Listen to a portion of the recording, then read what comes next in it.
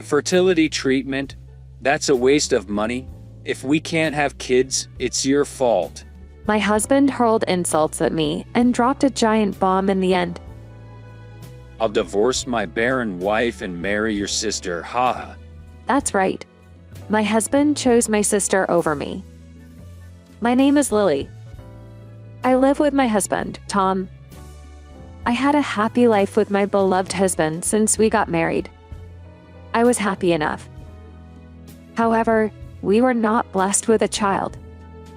It was about 2 years into our marriage when we started talking about fertility treatments.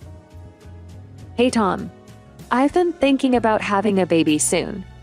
But My husband replied with a lack of enthusiasm.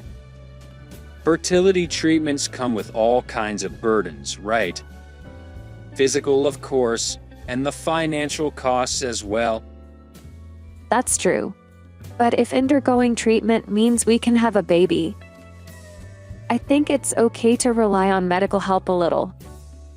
Well, I guess that may be true. He didn't deny fertility treatment, but he wasn't proactive about it either. I had become a housewife after my husband's transfer. So I suppose financial worries were part of the issue. Tom, don't worry about the money. It's been half a year since we moved. I'm getting used to this place, and I'm thinking about looking for a job soon. Then we won't have to worry so much about money, right? If I could start earning income, we would have more money to spare. Then surely my husband would be more proactive about infertility treatment. But his reaction was not what I expected. Well, if you're going to work, that's definitely better, but But looking for a job just to earn money for fertility treatment? It's like putting the cart before the horse. Don't most people naturally get pregnant? that's not always the case. The female body isn't that simple. I often hear that when a couple can't have children, it's usually because of the woman. I responded by being a bit annoyed by my husband's words. It's often said that women are the cause, but men can also be infertile, you know? Alcohol can be a cause, or obesity. There are cases where illnesses from childhood lead to male infertility as well. My response seemed to annoy my husband. That may be so, but normally speaking, the chances are higher for women, right? I've never had a serious illness, and I don't drink often. Anyway, I don't think I'm the problem. So what you're saying is, you think I'm the problem? I'm not saying that specifically, am I? I'm talking in general terms. The problem lies with me, the woman. Although he doesn't say it directly, it's clear that's what my husband thinks. That said, it's not zero chance that I'm the one with the problem. So, I decided to undergo infertility testing at the hospital. Unfortunately, my mother-in-law was waiting for me when I got home. Where have you been, Lily? You can't be leaving house all day as a housewife. Hurry up and get inside. It's too hot to stand around. My mother-in-law always drops by without contacting me beforehand. Even if I keep up with the housework, she keeps picking out small mistakes, claiming this is dirty or that is not done well enough. I let her in reluctantly, and the first thing she said was, So you're going for fertility treatment? "Wait, how did you?" I heard it from Tom, of course. I see.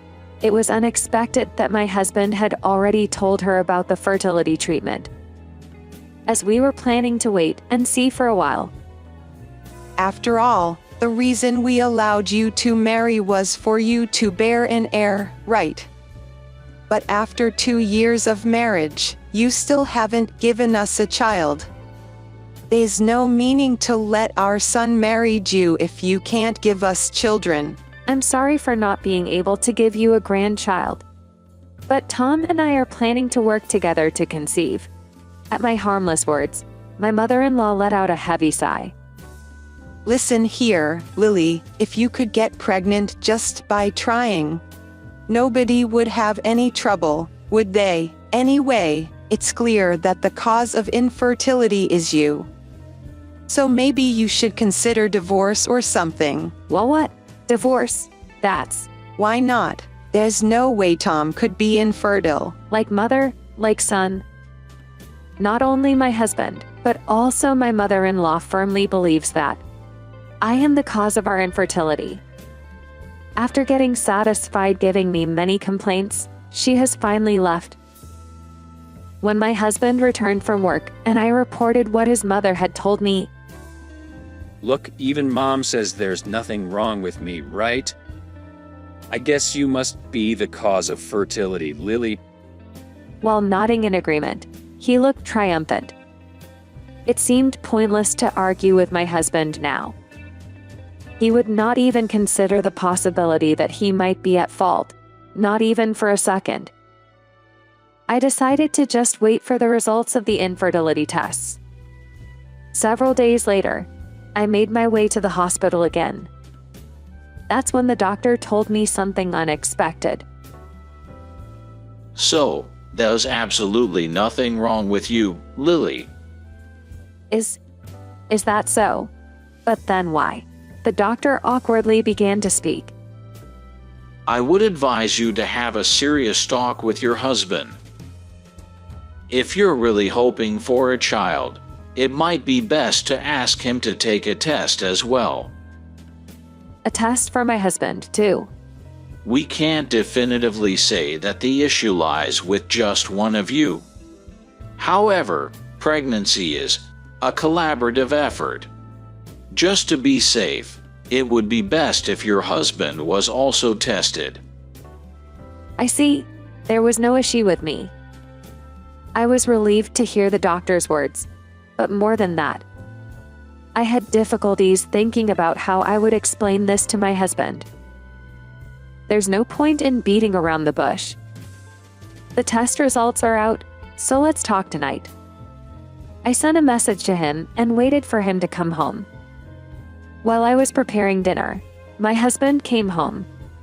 And for some reason, my mother-in-law was with him. Mother-in-law, why? I invited her. When I mentioned the test results were ready, she said she wanted to come along. My husband put on a fearless smile. It seemed he didn't think for a second that the problem could lie with him. Come on, Lily, tell us the results already. I already have a pretty good idea of what you're going to say, haha. Towards my mother-in-law smirking, I spoke clearly. There was no issue with me.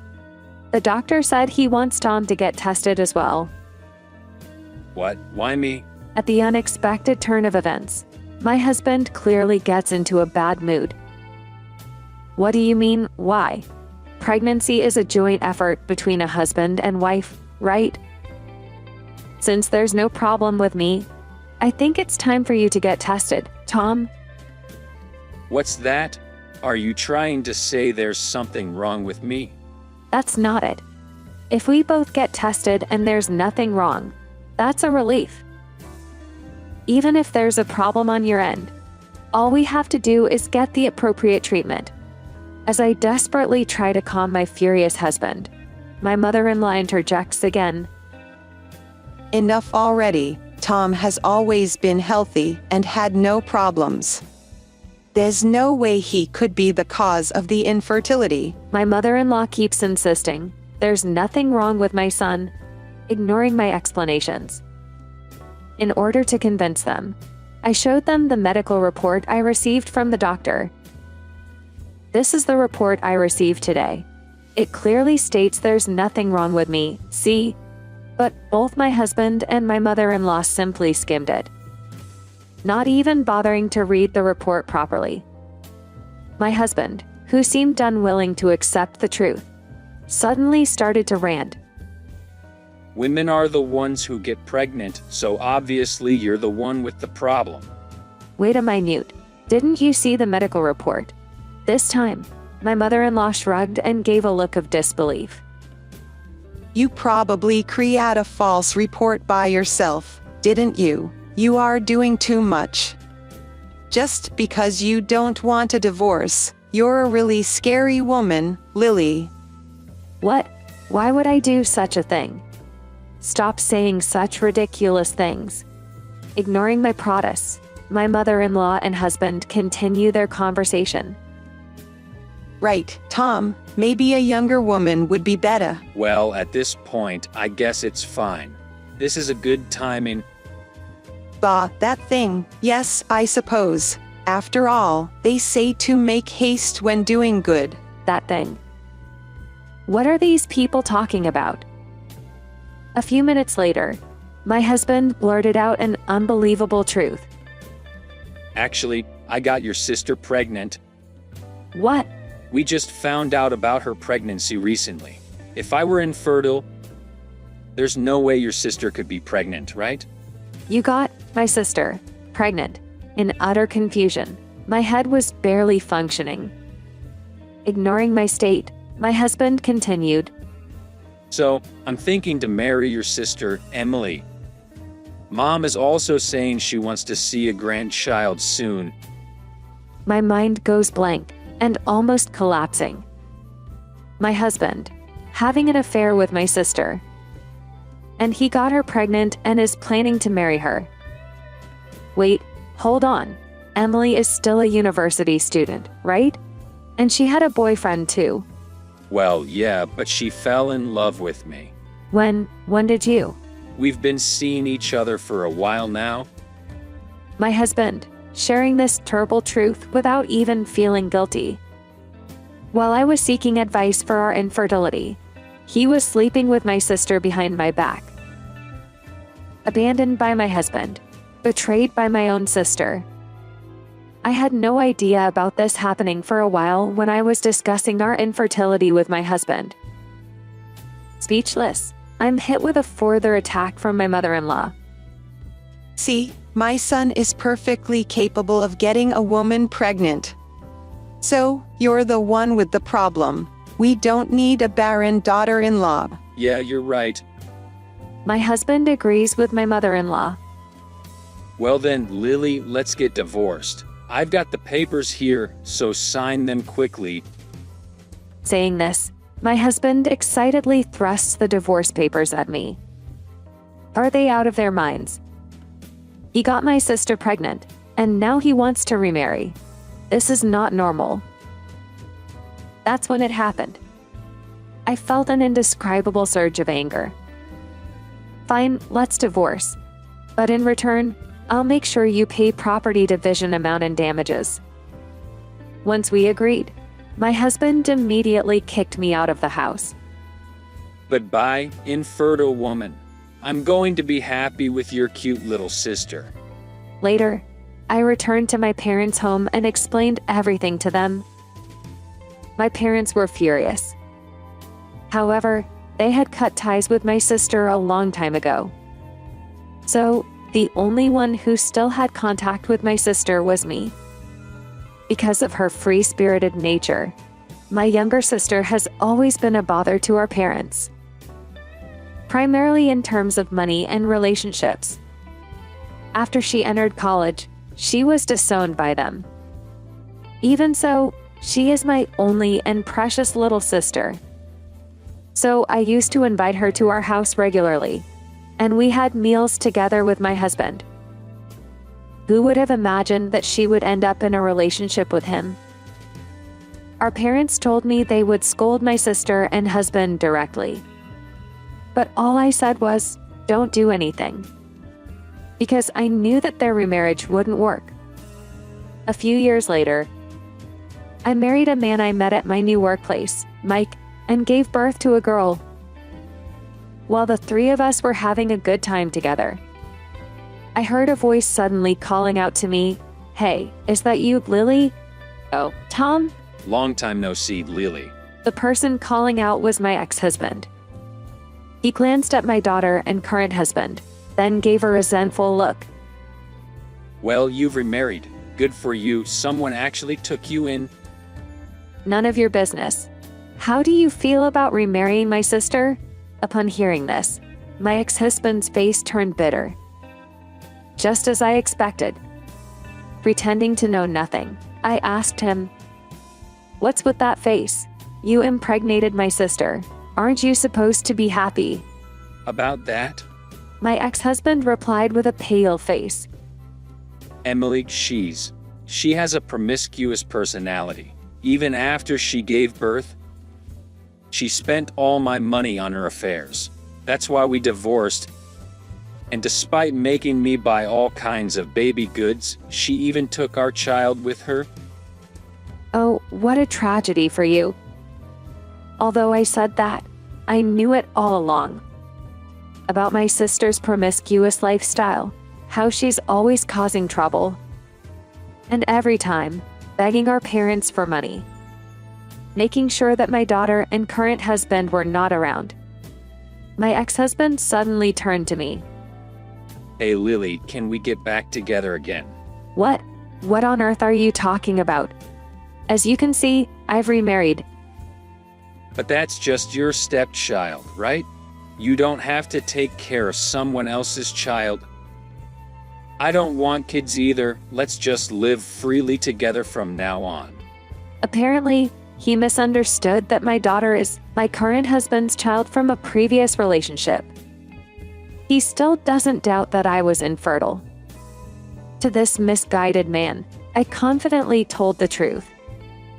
What are you talking about? She's my real daughter. Huh? I can't forget his expression at that moment. Because he looked 5 times as stupid as usual. But weren't you infertile? My ex-husband was shakingly asking. I explained it to him patiently. Sorry to disappoint you, but I got pregnant immediately after I remarried with my current husband. More importantly, whose child was it that my sister was pregnant with, I wonder? I looked at my ex-husband with a mischievous smile. His face turned pale. Hey, what do you mean by that? Nothing special. I was just curious.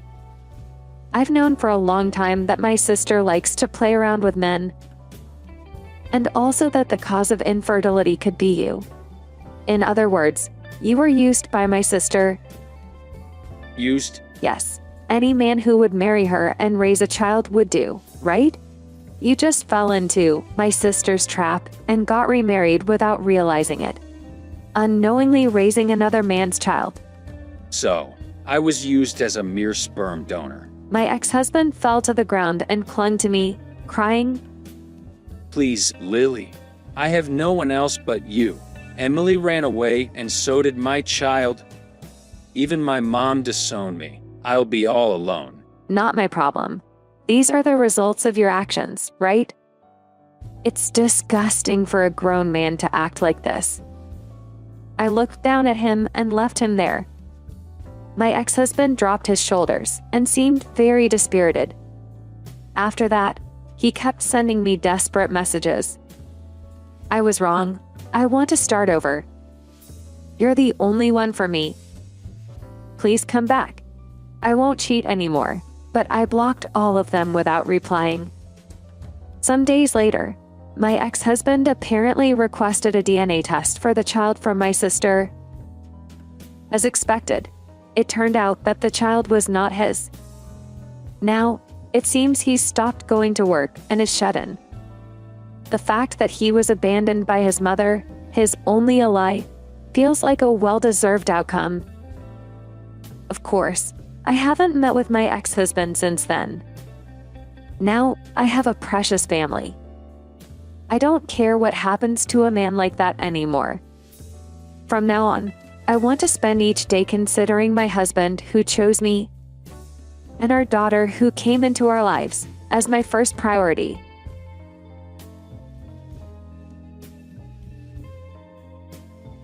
Mom is struggling living on her pension. You can work even a bit, should support her. At the inheritance meeting after the death of her husband, Tom, the second son, spoke seriously to the eldest son and his wife. However, it seemed to have no impact on them. What do you mean by support? Just because she only has her pension doesn't mean we can easily give her our money. Exactly. Are you implying that Catherine has always been scheming to grab our money? Suddenly, the eldest son and his wife looked at me with a bitter expression. It wasn't a kind look one would give to a parent. Stop acting like a parasite. It's annoying. That old woman living on her pension should stay out of everything except for ceremonies, and just behave herself. Hey, enough is enough. Tom reprimanded them, but I just looked down, clenching my fists. Not only did they wish for my husband to be gone, but they also complained about the inheritance and even called me a parasite. I made mistakes in how I raised them. I can't take it anymore. Nevertheless, I spoke to the eldest son and his wife with utmost calmness. I understand what you're saying. Let's become estranged. My name is Katherine Johnson. I'm turning 65 this year. Currently, I live with my husband who has retired. My husband is kind and considerate, and we've supported each other for a long time. We were blessed with 2 sons, John and Tom. Currently, both of them are married. Lately, our house has been showing signs of age, so my husband and I were planning to renovate it. We thought that if we were going to renovate, it might be good to live with our eldest son, John, and his wife. So we contacted John. John, we've decided to renovate the house. How about living together with us after the renovation? When I said this over the phone, John was clearly reluctant. I really can't think of living together. Emily would hate it too. But if we're going to renovate, I want to prepare a room for you two as well. Isn't that just convenient for you? If you have so much money to spare for renovation, just give us some. We'd gladly take that. I could hear Emily, John's wife, saying over the phone, living together is seriously impossible. I see. Okay, forget about what I just said. The eldest son and his wife are always like this. For some reason, they always act superior and treat us coldly. After hanging up the phone, I relayed John's feelings to my husband. He looked a bit saddened, but spoke cheerfully. It can't be helped. Let's renovate our home to be barrier-free so we can live comfortably, just the 2 of us in our old age. Following that, our home was renovated as per our wishes, transforming into a barrier-free residence. A few months after the renovation was completed, we planned to have a meal with our eldest son and his wife, as well as our second son and his wife. Tom, our younger son, and his wife, Karen, were the first to arrive. Karen is a thoughtful person. She handed me a gift and immediately went to the kitchen to help. Catherine, your cooking is as wonderful as ever. Well, thank you. It's a great help with you assisting, Karen. As they were chatting, the eldest son and his wife arrived. As soon as they arrived, they firmly seated themselves on the sofa and demanded tea. Seeing me preparing the tea, Emily and John made irritated comments. You really don't pay attention, do you? Exactly. We are the guests here, aren't we? Hurry up. As I silently set the tea in front of the 2 of them, Tom chastised John from the side. John, can't you do at least that much by yourself? You stay out of this. I sighed at John's intimidating remarks. Tom and Karen have always been kind to us, but even to Tom, John always had a domineering attitude. However, the reason we invited the siblings this time was that we had an important matter to discuss. As the dinner began, John, who seemed displeased, started speaking while eating. Hey, Dad, you called us here for some reason, right? Spit it out quickly. Yes, well, My husband glanced at me, and I gave a slight nod. the truth is, I've been diagnosed with lung cancer. Tom and Karen looked genuinely shocked, but the faces of John and Emily didn't change much. Dad, what's the current situation with the cancer? Tom asked in a trembling voice, and the husband responded quietly. I'll be hospitalized starting next week, but it has already metastasized throughout my body. And I've been given only 6 months to live. Oh no. Karen covered her mouth, trying to hold back tears, and I bit my lip. Well, Dad is getting old after all. John remarked, as if it were about someone else. Emily said, Well, you can't beat age, right? My uncle also passed away quickly from stomach cancer. Their insensitive words made me angry, and I couldn't help but raise my voice. Would you two please stop? Catherine, let's not go any further. But my husband calmed me down and started speaking quietly to our children. I want to ask you all to look after Catherine after I'm gone. Of course, Dad. I'll take good care of Mom, so don't worry. That's right. Please focus on taking care of yourself. Tom and Karen spoke reassuringly. However, the elder son and his wife seemed busy with their phones, seemingly ignoring the father's words. After the meal, the gathering came to an end. Since John and Emily left swiftly, I went outside to see Tom and Karen off. Mom, I know it's tough, but please stay strong. We'll definitely help out too. So please let us know if you need anything. Thank you, Tom, Karen. They had such a conversation, and so off Tom and Karen. Since my husband preferred palliative care over surgery and chemotherapy, he was admitted to a hospice the following week. I began visiting the hospice almost daily, with Tom and Karen assisting with transportation and nursing care. However, no matter how much I reached out, the eldest son and his wife never visited. And about 5 months after his admission, as my husband's condition worsened and thinking it might be his last moments, I strongly urged the eldest son and his wife to come. They showed up, seemingly displeased. However, John didn't even hold my husband's hand or speak to him.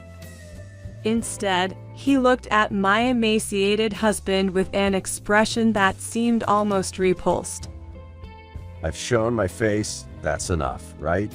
We have things to do, so we'll be leaving now. The eldest son and his wife said so and left the patient room hurriedly in less than 10 minutes. Right after they left the room, I noticed that Emily had forgotten her jacket. I chased after them to return it. As I approached the corridor from the stairs, I spotted the eldest son and his wife slowly descending. They didn't notice me and were having a conversation. Seems like Dad's really reaching the end. Hey, what happens to the inheritance once your father's gone? John grinned slyly in response to Emily's question. Even though Dad was just an ordinary office worker, Mom and the others recently renovated the house and are living quite comfortably. Maybe they've been investing in stocks or something. We could probably expect a decent inheritance. Haha. Yee, I'm so excited. I've been wanting to go on an overseas trip. And I want a designer bag too. Yeah, we just need to wrap things up quickly now. Haha. Hearing their conversation, I couldn't help but tear up. I couldn't bear to let my husband hear such a conversation. In the end, I couldn't confront the two of them and simply returned to the patient room. 2 weeks later, my husband passed away. I cried for a long time by my husband's side, but Tom and his wife Karen were there to comfort me. With their support, I managed to take on the role of the primary mourner and successfully oversee the funeral proceedings without any issues. After the funeral, when it was just family left, John spoke up, seemingly unable to wait any longer. Hey, about Dad's inheritance. What are you thinking? Bringing that up now. We just had the funeral today. Tom quickly reprimanded him, but John glared back at Tom. You, being the younger son, should just stay quiet. I let out a sigh. We'll have a discussion about the inheritance next week. So, for today, please go home. Upon hearing those words, the eldest son and his wife smirked and promptly left. The following week, the cheerful eldest son and his wife and the solemn-faced younger son and his wife came to our house for the inheritance discussion. I made an announcement in front of both couples. First off, I should inform you that your father's inheritance amounts to $20,000. What? Upon hearing my statement, John looked as if he was caught off guard. I intend to split this according to the legal inheritance shares. Half for me, and a quarter each for the two of you. Wait a minute. Is there really only $20,000? Despite my calm explanation, John persisted. I handed him a thick envelope. All the documents are here. Please review them. After scanning the documents, John and Emily's expressions turned noticeably sour. Damn, Dad was really stingy. Are we only getting $5,000? That's so little. If that's the case, we should get the house too. In the face of the clearly discontented couple, Tom spoke with a voice filled with anger. Mom is living in that house. I don't care about that. It's probably because of those renovations that there's no money left. Exactly. If the inheritance is this small, then hand over the house. Facing the frustrated couple, I calmly spoke up. This house was painstakingly renovated by your father so that the two of us could live here during our old age. I cannot simply hand it over. As long as I'm alive, I'll take care of it. What? Trying to profit all by yourself is unfair. John, with a fury as if he was about to lunge at me, glared intensely. Bro, stop it. Tom restrained John. Your father worried about me until the very end. You might not understand, John. While looking at the agitated me, Tom began to speak softly. Mom, we will renounce our inheritance. Please accept our share as well. It would give peace to Dad's soul. Beside him, Karen nodded in agreement. Tom, you don't need to worry. I said that, but the eldest son and his wife interjected again. If you guys don't want it, then hand that share over to us. Exactly. We'll gladly take it. There's no way that can happen. Mom's living on a pension, and it's tough. Those of us who are working should support her. Tom fervently scolded the eldest son and his wife, but it didn't seem to faze them in the slightest. Support, you say?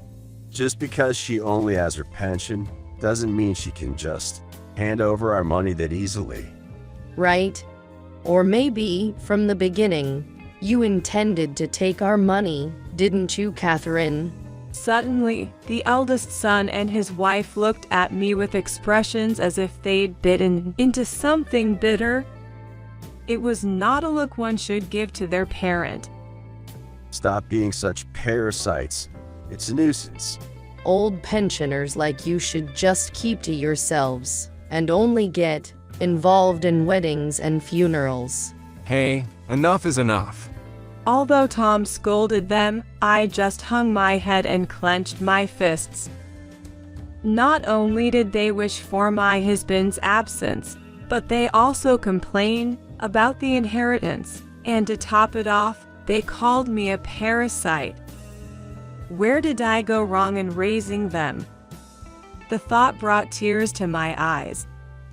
But I couldn't break down here.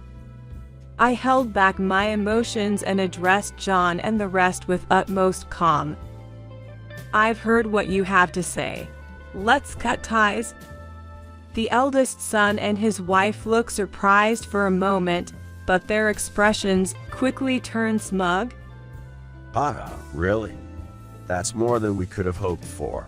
So we don't have to deal with the old lady anymore. Lucky. As John and Emily quickly tried to leave, they made a snide remark to Tom and his wife. That means you two have to take care of the old lady now. Good luck taking care of the parasite. As John and Emily stormed off, Tom and his wife rushed to my side. Mom, are you okay? They're just too much. Catherine, we're always here for you. Please don't be disheartened. I, still looking down, raised my head and looked straight at the two of them. Tom, Karen, I have something to tell you. Several months later, while I was relaxing at home, John and Emily, accompanied by Tom, appeared. What's going on? I thought we had severed ties, hadn't we? Hey, old lady, we've got something to discuss. Yes. Let us in. The eldest son and his wife shouted at the entrance with flushed faces. Then, from the side, Tom spoke apologetically. I'm sorry, Mom. They asked about the house, and I just told them. It's all right. For now, everyone come in. I let them into the house. As soon as they were led to the living room, the eldest son and his wife began to shout. What do you mean you gave the house to him? Exactly. What do you mean by overlooking us, the eldest son and his wife? While watching the two of them, I spoke in a calm tone. I decided to hand over the house because Tom said he would maintain it along with the memories of his father. Well, what's that supposed to mean? John, taken aback, stared at me. Tom and Karen have been a great support to me. It's only natural. I smiled warmly at the somewhat apologetic-looking Tom and Karen. Mom, thank you. That's not what we want to know. You said you'd take over the house yourself, didn't you? I glanced briefly at the eldest son's wife, who seemed about to froth at the mouth, and then explained, I thought I'd hand it over if you could respect the wishes of both your father and me. Besides, I've started receiving rental income. What do you mean by that? Sighing towards the astonished eldest son, I calmly spoke. Remember last year, when my father, your grandfather, passed away? Tom attended the funeral, but you said you were too far away and didn't attend, remember? Well, about that. Your grandfather was a landlord who owned several buildings and apartments. I've finally settled that inheritance and started receiving rental income. The eldest son and his wife looked as if they had been shot by a bolt from the blue. We weren't informed about this. I didn't tell you. Hey, about the rental income. How much are you talking about? Well, it's about $2 million a year. So it's easy to give a house to my lovely son and his wife. Then, the eldest son and his wife abruptly stood up. Wait, hold on a second. If it's about the son and his wife, then we should also. Why should I share my assets with someone who called me a parasite? You're the ones who told me to stay out of your lives, right? Well, about that. If you're going to call me a parasite, then please don't leech off of me. As I firmly stated, the eldest son and his wife seemed to be at a loss for words.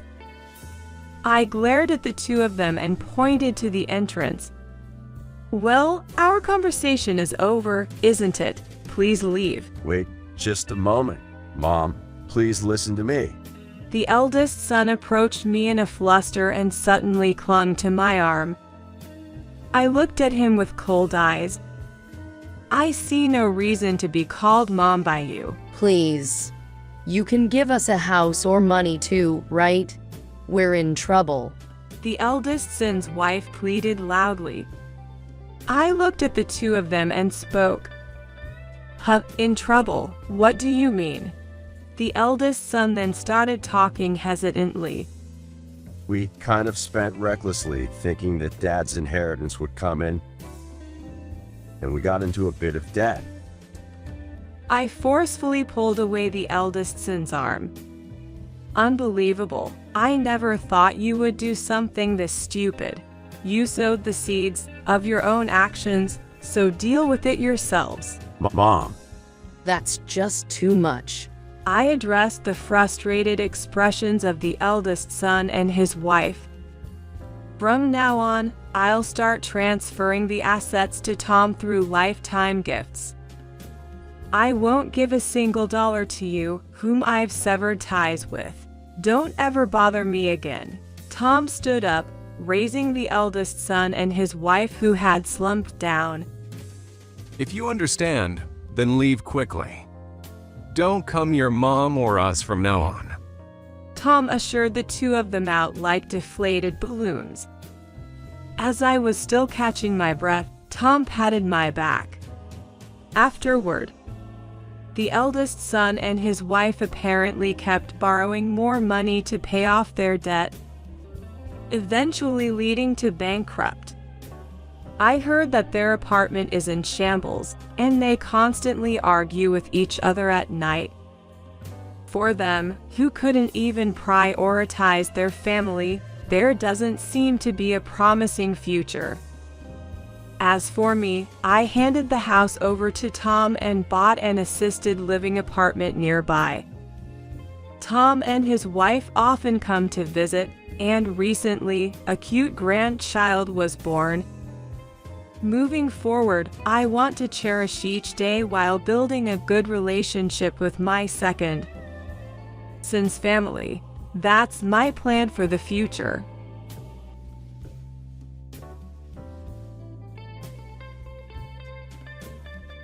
I'll take the rich husband.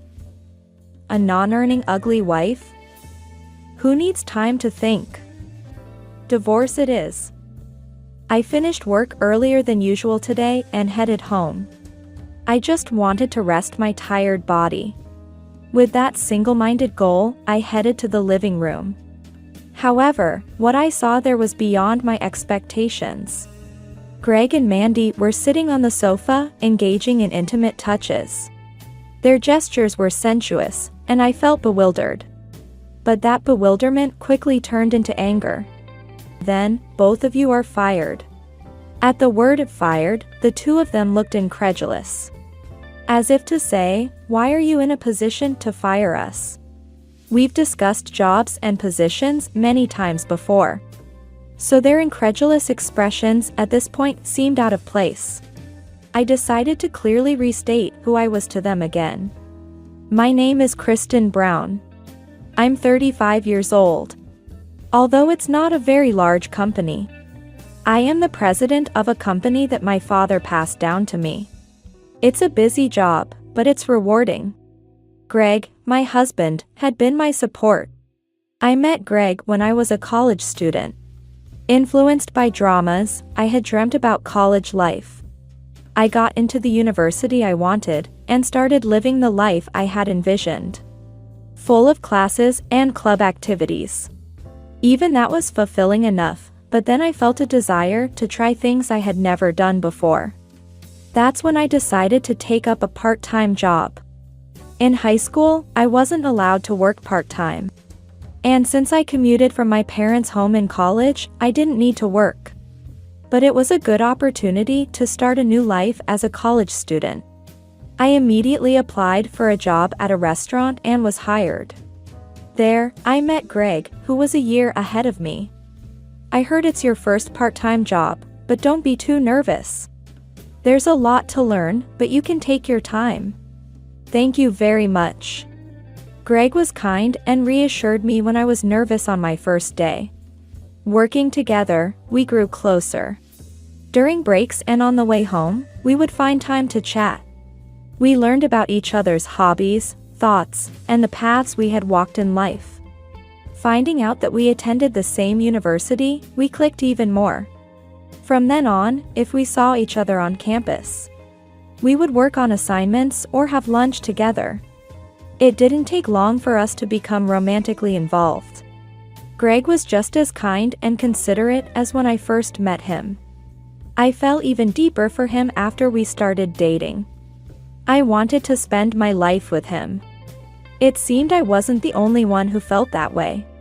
When I graduated from university and started working at the company my father ran, Greg talked to me about our future. Hey, once our careers have settled down a bit, shall we get married? I was a bit nervous hearing the word marriage, but my mind was already made up. Yes, of course.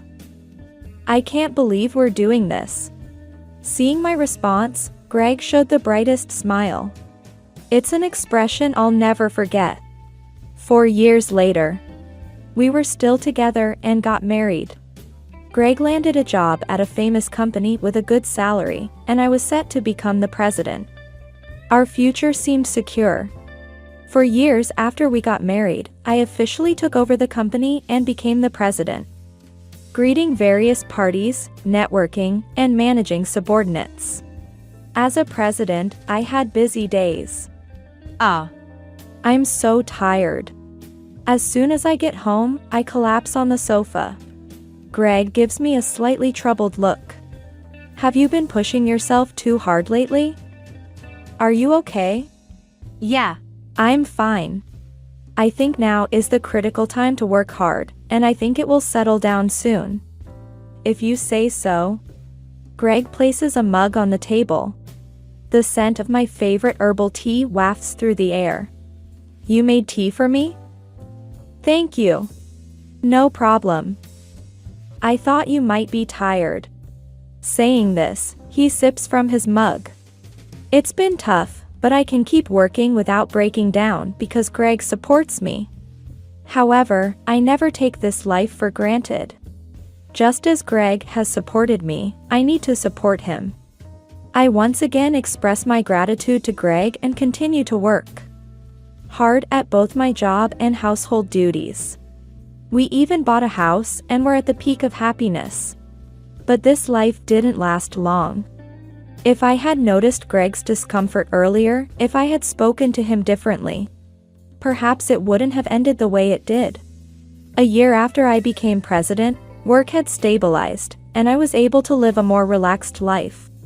Then, one day, Greg spoke to me with a serious expression, one I rarely see. I might start having a lot of overtime. Overtime? That sounds tough. So, I might be coming home late often, and it might inconvenience you. So I just wanted to let you know. That's not an inconvenience. I know it's tough, but hang in there. Greg smiled reassuringly at my words. I was tense, wondering what he would say. But if it's just overtime, there's no need to worry too much.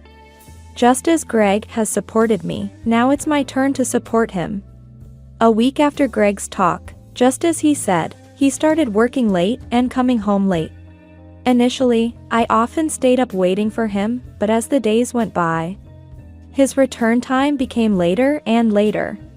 I also have work, so I can't stay up too late, and even though we live under the same roof, the days we don't see each other's faces have increased. However, we still spend time together on days he comes home early or on our days off. So I didn't feel too lonely. But one day, I noticed something off about Greg. He started to act strangely distant and cold towards me. Welcome home. Even when I spoke to him, his replies were curt. He stopped trying to make eye contact with me. The meals he used to enjoy, he now says he doesn't want. I made dinner because you said you'd be home to eat. Plans changed, I already ate. Got invited by my boss. You could have called when you decided that. Stop nagging. It couldn't be helped, right? I'm tired, I don't want to talk anymore. I initially thought he was just tired from all the overtime, but it seemed to be something else. It didn't take long for me to realize that. Are you working late tomorrow too? What does it matter to you? It does matter, doesn't it? Not knowing when you'll come home bothers me. And there's dinner to prepare too. Ah. Stop nagging. I'll let you know once things are clear. Is that okay? It seemed Greg wanted to end our conversation quickly, and he threw out that dismissive suggestion. Okay. I understand. All right then. Without making eye contact with me even once, Greg left for work. And just like that, I received no contact from him. No matter how much I tried to reach out, there was no sign of him picking up. Welcome back. What happened? You said you'd contact me. Did I say that? I don't remember. Greg seemed unusually cheerful, unlike in the morning.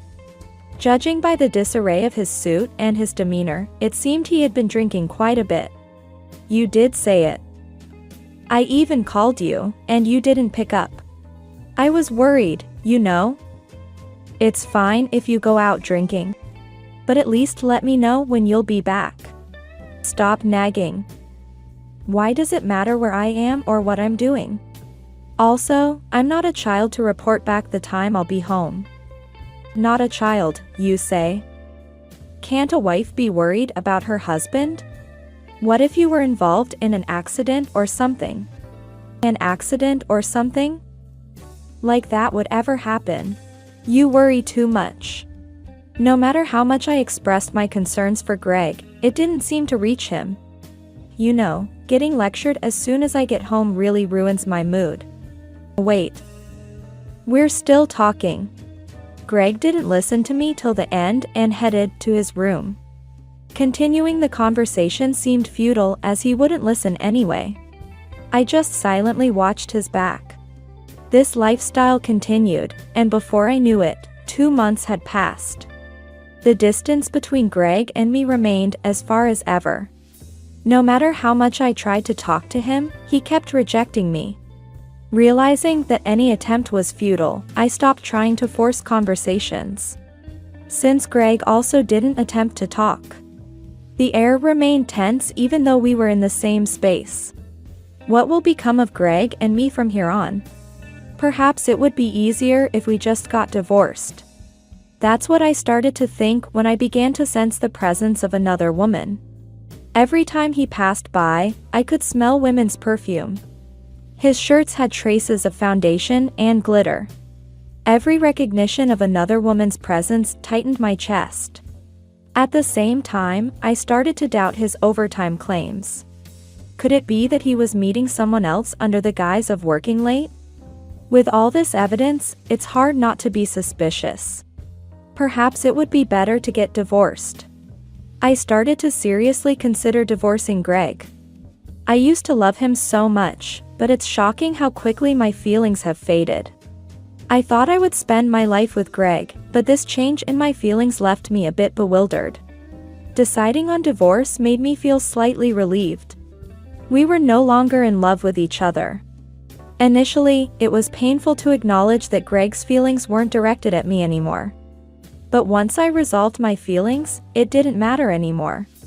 Greg, taking advantage of my silence, continued to live as he pleased.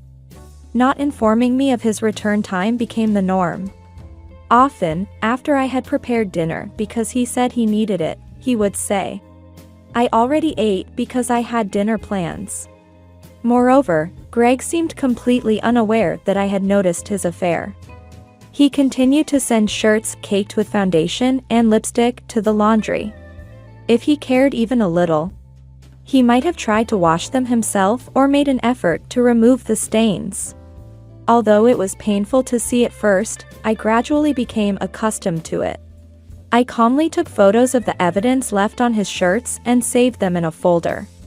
Occasionally, I would review them, pondering how to confront him with divorce. One day, while living this way, I decided to ask Greg a question. Hey, Greg. Are you really staying late at work? Huh? I knew that asking this question might put me at a disadvantage, but I had to ask it. I've been wondering.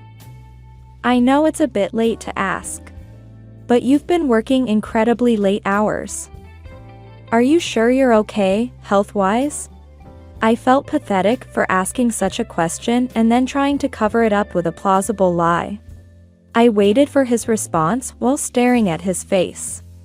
He sighed heavily, clearly annoyed, and then spoke. What are you talking about? If I say I'm working late, then I'm working late. Do you think I have any reason to lie to you? I'm working overtime for you, because you don't earn anything at all. And yet, you doubt me. I don't earn anything. Yeah. Right? You always come home before me and just laze around. You used to say you were the president of a company. But it must be some useless company, right? Oh, or maybe you were demoted, huh? I couldn't believe what I was hearing. I never thought I was earning much more than others. But I knew I wasn't earning so little as to be laughed at. I was still the president. That reaction. You were demoted, weren't you? You should stop telling weird lies and just be honest. No, I haven't been demoted. Yeah. Whatever. Don't try to act like you earn more than me. It's ugly, you know? No matter what I said, it seemed Greg wasn't really listening. He interrupted me constantly with unkind words. Seriously, marrying someone like you was a mistake. You're ugly, have a bad body, and don't earn anything. That's not fair. The only time Greg seemed to laugh when he was with me was when he was mocking me. He grinned maliciously and seemed pleased as he continued to insult me. From that point on, Greg's behavior worsened. After that question, he must have realized that I knew about his affair. However, he didn't try to hide it and only flaunted his interactions with other women more provocatively. Coming home smelling of women's perfume became a daily occurrence. The days he didn't come home without contacting or came home after midnight increased noticeably. Naturally, he was never home on weekends. Are you going out again today? What I do is none of your business. Got a problem with that? No, not really. If there's nothing, then don't talk to me. You're annoying. Where had the Greg I first met gone? Did I change his personality, or was he hiding his true self while with me? I was afraid to find out the truth, so I couldn't ask him anything. I had become accustomed to returning to a dark, unlit house. I knew it was sad and lonely, but there was a part of me that refused to admit it. If I acknowledged it, I felt like I might break down. After gathering enough evidence for a divorce and looking for the right moment to bring it up, something convenient happened. It was on a day when there was trouble at work, and I was prepared to work late into the night. It was a significant problem, so I was ready not to come home until after midnight. However, I managed to resolve it faster than expected and was able to head home early. I reported to Greg that I was working late, though I knew it wouldn't matter. When I left the company, I checked my phone and, as expected, he hadn't read my message. It seemed I was blocked. Despite being used to this treatment, I suddenly felt sad and depressed. I bought some dinner at a store and headed home. When I arrived home and entered, I took off my shoes. I felt a sense of discomfort as I looked down. There were unfamiliar shoes lined up, high-heeled with cute decorations. For a moment, my mind went blank, but I quickly realized that Greg's affair partner was in the house. I quietly took off my shoes and tiptoed towards the living room without making a sound. Then, I opened the door. There was Greg and a woman I didn't know. They were sitting on the sofa, being quite intimate. Their touch seemed provocatively intimate, making me want to look away. Hey. What are you doing? Both of them looked up, shocked. What? Why are you here? Wasn't she supposed to be working late? Well, she was supposed to be.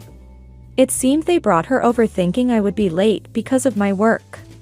They appeared confused, likely because I returned home earlier than they expected.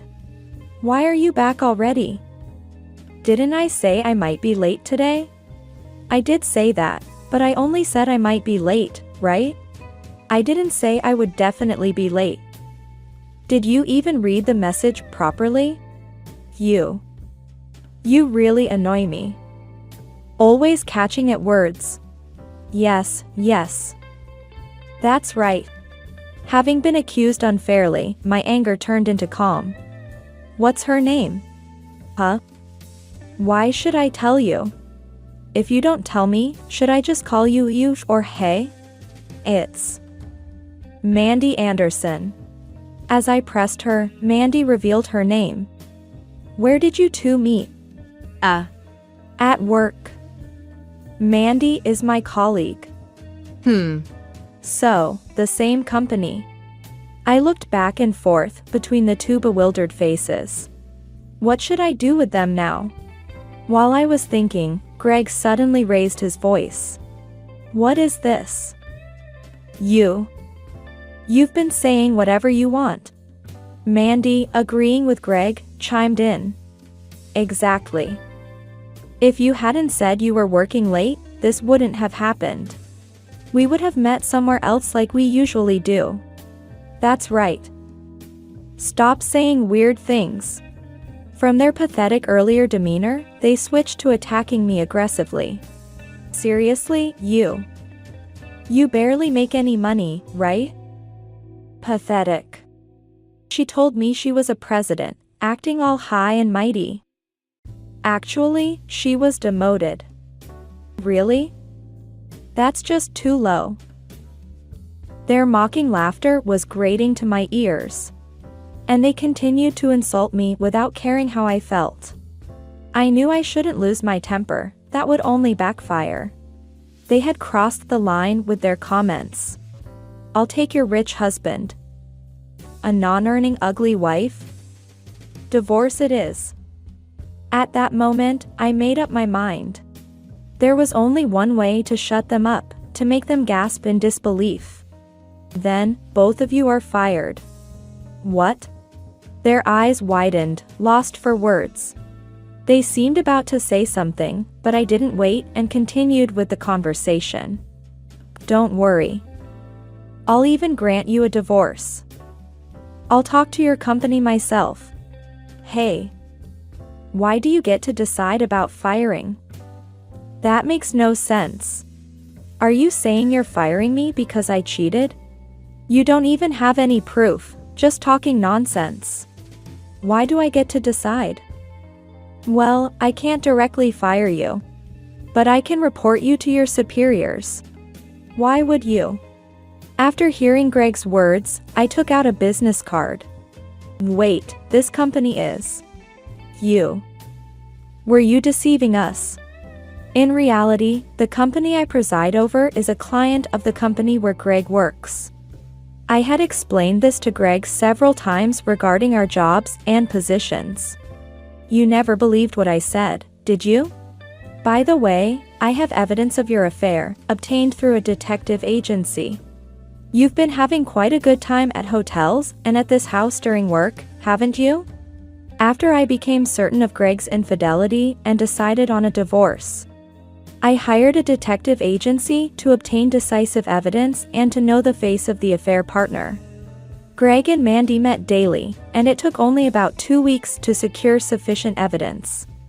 Thanks to the evidence, I knew Mandy's name and that she was Greg's subordinate. But I wanted her to state these basic facts herself. Now that I know what you've been doing during work hours, I can't just not report it to the company, can I? No. Please don't report this to the company. It'll ruin my chances of promotion. Yeah, just because you don't like us doesn't mean you have to go this far. Do you think I'm reporting this because I don't like you? What you're doing is not appropriate for work, that's why I'm reporting it. Isn't that obvious? As I spoke very calmly, the two of them awkwardly averted their eyes. So, Ms. Anderson, could you leave? I need to discuss the divorce with Greg. But, what? After all that fuss, you still have something to say? You're going to marry him once we're divorced, right? Didn't you say you'd take the rich husband? With a provocative tone, Mandy clenched her lower lip in frustration and left the house. Then, I turned back to Greg. You should also move out soon. Huh? Why do I have to leave? Because I bought this house in my name. Essentially, it's my property. Why should I be the one to leave? Can you explain that? Of course, he couldn't give a reasonable explanation. I silently handed Greg the already prepared divorce papers. Here, sign this. And leave the house within a week. There's no use throwing the forms away, I have spares. This is too sudden. How can you just spring a divorce on me like this? Huh? Weren't you the one who brought up divorce first? Have you forgotten what you said? Are you okay with your memory? Lately, I had rarely raised my voice. So Greg was probably struggling to understand why I was suddenly insisting on a divorce so vehemently. He continued to stare at me silently. However, he seemed to snap back to reality soon after. Interrupting me, he put on a show of defiance. No matter what you say now, I'm not changing my mind about the divorce. Hurry up and sign the divorce papers. Fine. If you're that eager to divorce, I'll do it. I'll leave the house too. Do whatever you want. Greg carelessly signed the document and slammed the divorce papers on the table. Don't come back later saying you want to reconcile, okay? I'm going to remarry Mandy. As if I would want to reconcile. Just make sure you don't come begging to me to take you back, okay? Shut up. Like I'd come crawling back to you. Don't flatter yourself. After being caught cheating and now facing the threat of being fired, he seems surprisingly nonchalant. It seems he thinks my threat to report him to his employer is a bluff. I watched Greg's back as he stomped off to his room, making loud footsteps.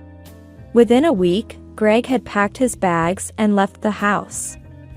See ya. Loser. His last words were so childish that I couldn't help but laugh. I decided not to claim any compensation. I no longer wanted any unnecessary ties with him.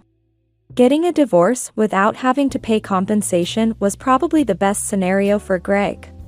Initially, he was distraught and quickly became furious, but judging by his final reaction, his anger towards me prevailed. After Greg left, I filed the divorce papers and reported Greg and Mandy Anderson's affair to the president of the company they both worked for, including evidence of their indiscretion. The president listened to my account and seemed to understand the situation peculiarly well. What's their reputation like at the company? Well, there have been some issues. Their work attitude isn't great, and I've heard from other employees that their work is sloppy. I was told my ex-husband was reliable at work. Was that not true? I don't know the details, but he doesn't seem to be relied upon by anyone. To be able to lie in such a situation, I thought he must be very composed. From what the president said, the possibility of Greg being promoted seemed like a lie. Thank you. I certainly didn't expect them to engage in such misconduct during work hours. I'd like to speak with them directly before making any final decisions. Thank you. A week later, I received a call from the president informing me that Greg and Mandy had been fired. I had already mentioned that they were facing dismissal. But there was a slight relief knowing that the evidence and basis for their firing might have seemed weak. This should make them realize their position. However, on the night I received the call from the president, I was relaxing at home when my phone rang. Looking at the screen, I saw Greg's name displayed. Despite his apparent disdain for me, the fact that he would call was surprising. I momentarily wondered what he wanted but quickly realized he was probably calling to complain about being fired. Ignoring the call seemed wise. I left my phone on the table without answering. However, Greg's calls did not stop. If one call ended, he would immediately call back, which was annoying. Thinking he might show up at my house if I kept ignoring him, I reluctantly decided to answer. Hello. Hello? How can you sound so relaxed? Right after I answered, I was greeted with Greg's yelling. His voice was so loud that I instinctively pulled the phone away from my ear. What are you angry about? What do you want? You actually reported me to the president? I got called in and got fired. I don't lie. Also, I thought you said you were well regarded at the company. Shut up. What are you going to do about this? Both Mandy and I have lost our jobs. Greg wanted to blame me for losing his job, but this situation was entirely their fault. If they hadn't been involved in an affair, they wouldn't have been fired. Even if I pointed this out, Greg probably wouldn't listen. I continued to listen to him calmly, but he seemed infuriated by my demeanor. Why are you silent? Say something. What kind of words are you expecting from me? Should I offer you a job? Who would work at your company? Apologize to us and pay damages. You caused us to lose our jobs, so pay our living expenses. If you refuse, I'll sue you. Got it? Greg's belief that he was entirely blameless allowed him to make such statements. It was concerning that he thought he was in a position to sue. Does he think just by mentioning lawsuit I will automatically comply with him? I sighed deeply at his unchanging childishness. What are you talking about? Are you serious about suing? What exactly are you accusing me of? Like, you orchestrated my firing. If you think your firing is my fault, you must have a very optimistic brain. Do you think just saying you'll sue is enough? That's very naive. Naive. I don't want to hear that from you. Greg didn't seem to understand what naive even meant. Continuing this conversation seemed pointless. Nothing would get through to him. If you want to talk about lawsuits and compensation, I'm going to hang up now. Hey. What's with that tone? You're mocking me. Yes, I'm hanging up now. I cut off Greg's call and set my phone to ignore further calls from him. I put the now quiet phone on the table and started to nap on the sofa. However, I would soon deeply regret my lack of thoroughness. A week after Greg's call, I was doing housework when the doorbell rang. I wasn't expecting any deliveries or visitors, so I cautiously looked at the monitor. There were Greg and Mandy Anderson, both looking angry. They must have come to complain. If so, their attachment to me was evident. Ignoring them might have been best. But they seemed very angry. If they let their anger out on my house, like breaking windows or the lock, it would be a disaster. Just as I decided to face them, the bell rang again, accompanied by loud knocking. I hurried to the door and opened it. Why are you here? You're slow in opening the door. Don't you know it's common courtesy to come quickly when the bell rings? It's hard to accept lectures on courtesy from someone who lacks it. Don't mock us. Their delusion of having any sense of normalcy was almost amusing. Oh, I wasn't trying to mock. Just stating the fact that you lack common sense. You're really infuriating. Seeing Greg struggle to respond properly almost made me laugh. Stop grinning. You really have a terrible personality. They didn't try to get to the main point and kept hurling meaningless insults. So, what do you want? I'm quite busy. We want you to ask them to reverse our firing. If you can't do that, then pay us compensation and living expenses. Yes. It's all your fault, after all. You need to take responsibility. It seemed they had indeed come for that reason. Although I had a hunch, actually hearing it was still a bit shocking. If you hadn't cheated or had just done your jobs properly, you wouldn't have been fired. I've said this so many times. But you started it by going to the president. You betrayed us. Exactly. You're too obsessed. Are you jealous because Greg chose me? Even if you are, it doesn't matter because Greg chose me. I wasn't motivated by jealousy. How long will they keep twisting things to suit themselves? Are you serious about this? Yeah. But anyway, just listen to us and give us the money. Even now, you still think you're not at fault? I might have been the catalyst. But it was the president who ultimately made the decision to fire you. In other words, the president also thought your actions were inappropriate for the company. Do you understand what that means? In my frustration, I raised my voice at them. They looked visibly confused by my words. You're adults, aren't you? What's with the childish demands? It's really shameful. Childish demands. Yes, childish. Did you really think your demands to pay you and reverse the firing would work? Don't make me laugh. At this point, I felt there was no other choice but to use my last resort. If they wouldn't calm down, I would need to seek appropriate advice. Pay me the compensation for the affair. What? Oh, wait. Why should we? Originally, I wasn't planning to take compensation for the affair.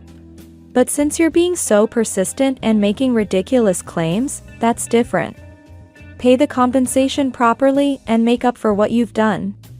The word compensation silenced them momentarily, but soon Mandy started to object. Wait. Why should we pay compensation to someone who's divorced? We're no longer related, right? Yeah. How could that even be right? Don't you know?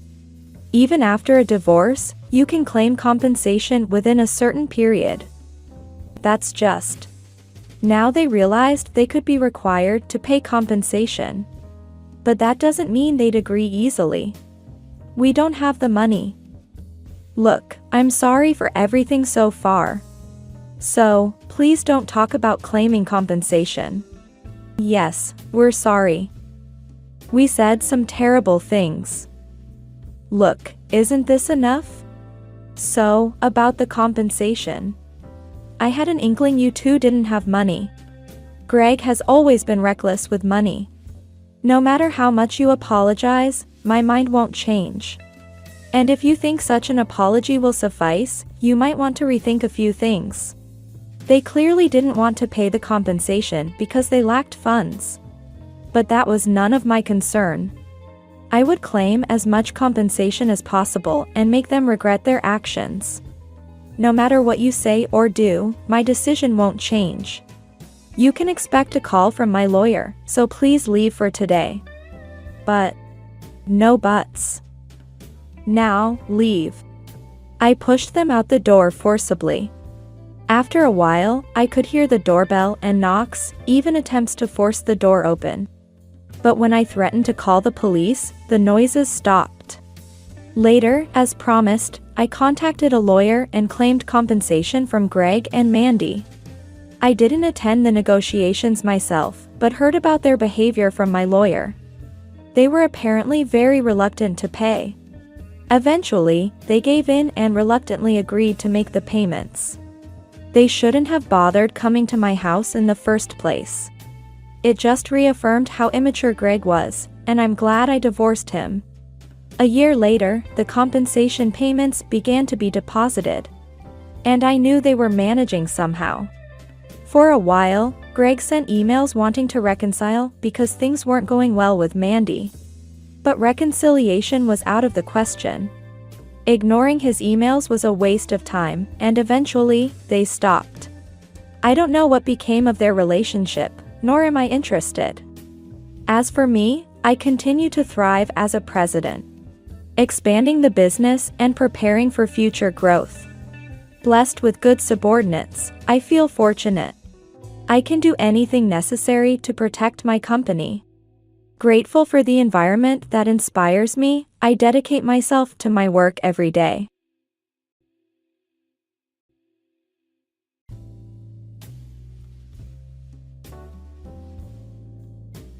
Sick? Why don't you just stay in the hospital then? Over the phone, my husband uttered cruel words. My voice trembled at his response, something I hadn't imagined. What are you talking about? I don't need a sick wife. In fact, you should be grateful that I stayed with you this long. My husband left me, a sick woman, and went on a trip with his mistress. At that moment, all the trust I had built up in my husband came crashing down. I can't believe it. He went on a trip with his mistress, leaving his sick wife. Enough is enough. I won't hold back anymore.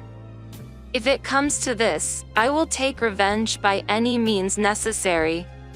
My name is Emma, 28 years old. I've been married to my husband, Jason, for over 2 years. Our meeting place was a cafe where I used to work. He, a regular customer, started talking to me, and it led to dating.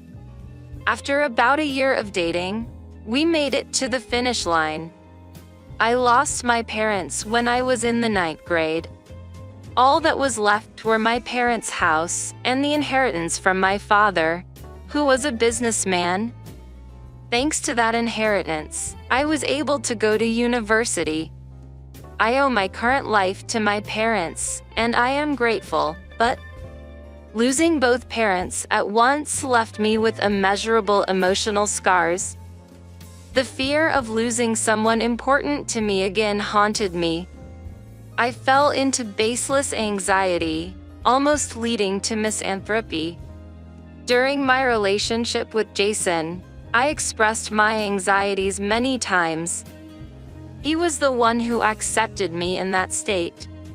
During his proposal, he said this: I'm not going anywhere, and I'll always protect you. So, I want you to marry me. But I don't have a family. I'll become your family, Emma. Huh? As your family, I'll be with you forever. I won't let you feel lonely again. Jason.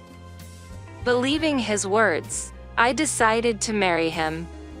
After marriage, we decided to live together in my parents' house where I had been living. Living with him after being alone for so long, our married life was blindingly happy. After getting married, he stopped working overtime and always came straight home. It became normal for us to have dinner together. And we would often watch movies slowly before bed. We had such fun days. However, after a year of marriage, my husband suddenly started working overtime more often. Though there had been almost no overtime until then, it gradually increased to once or twice a week. And finally, most of the week was filled with his overtime. 2 months later, business trips were added, drastically reducing our time as a couple. Eating dinner alone became a daily routine. At first, I endured it, but unable to bear the sudden change in life, I decided to express my feelings to my husband.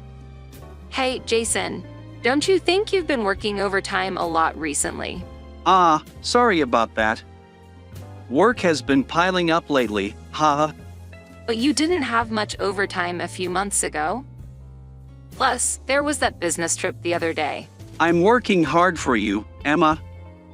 It's kind of a shock to hear you say that. I'm sorry. Feeling afraid of my husband's intimidating tone, I immediately apologized. Then he quickly returned to his usual demeanor and smiled, saying, "I'm glad you understand. Should I be the one to endure it after all? Jason is working hard every day for our married life." I should have been more skeptical, but at that time, I didn't have the courage. For me, who had lost my family, Jason was the only family I had.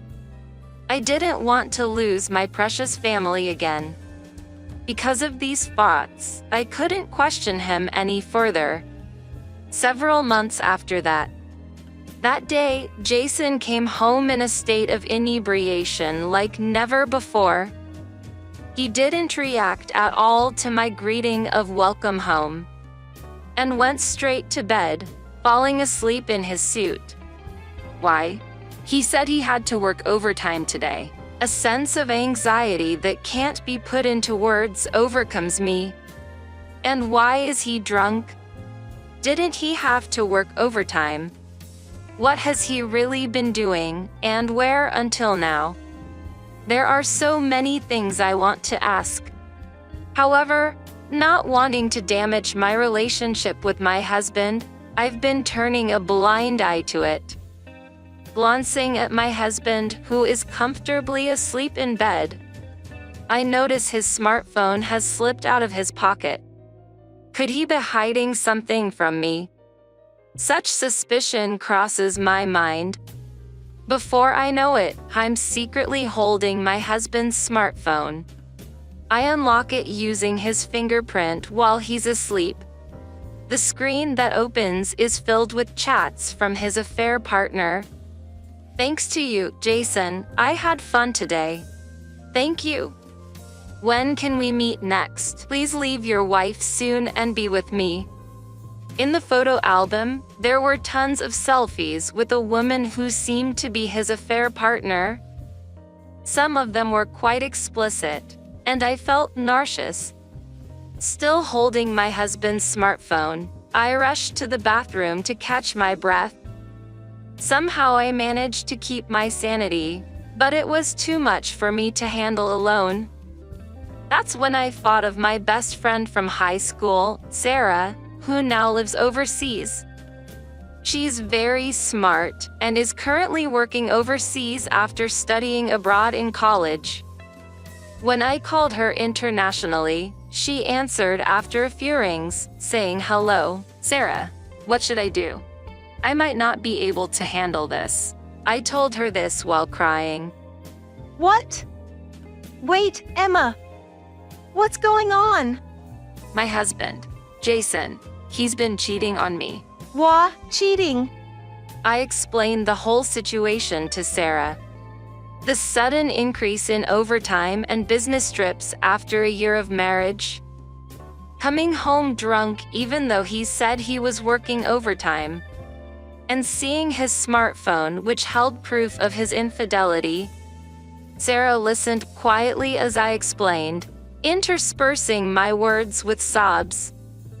Then, after I finished talking, she said to me, "Emma, listen to me.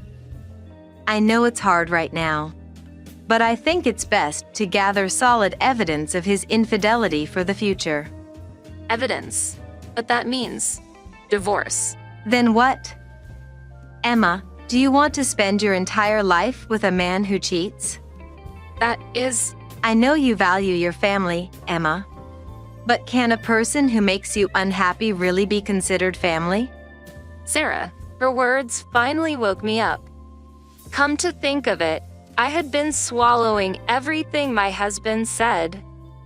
The sudden frequency of overtime and business trips, if I thought about it, was strange. Out of a desperate fear of losing him, I had been averting my eyes from reality.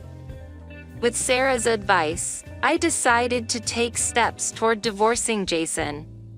First, I transferred all the evidence of his infidelity left on his smartphone to mine. Sarah introduced me to a lawyer she knew, and under their advice, I dedicated myself to collecting evidence. Following my husband, periodically checking his smartphone, collecting evidence while juggling work and household chores was truly difficult. As I was shaving off sleep time, my body was on the verge of collapse, and I almost fainted many times. After going through such hardships, several months later, I gathered a substantial amount of evidence of his infidelity. With this much evidence, I should be able to get a favorable divorce. Finally, my efforts were about to pay off. Just when I thought so, I collapsed at work and was taken to the hospital. I thought it was just exhaustion, but the medical tests revealed a certain illness. I ended up being hospitalized. I had all the evidence and was ready to proceed, but then I fell ill. There's nothing to be done about it. I called my husband to tell him about it. Jason, do you have a moment? What? Didn't I tell you I'd be on a business trip for a while? Actually, I collapsed at work. It looks like I'll need to be hospitalized for a while. So, is that all you have to say? you're going to be hospitalized, right? That means you'll be safe in the hospital, huh? By this time, my husband no longer had any interest in me and was meeting his mistress every day. His treatment of me had become so careless that I thought he was practically confessing. And of course, my feelings for him had completely cooled. I lost my patience with him for showing no signs of worry at all, and I couldn't help but ask, "Do you think it's lucky that I'm hospitalized?" What's with you all of a sudden? I don't have time for this. But it's true, isn't it? You're not on a business trip today. You're going on a trip with your mistress. What? How did you? It's obvious. Did you actually think you were getting away with it? I expected him to deny it, but surprisingly, my husband easily admitted to his affair.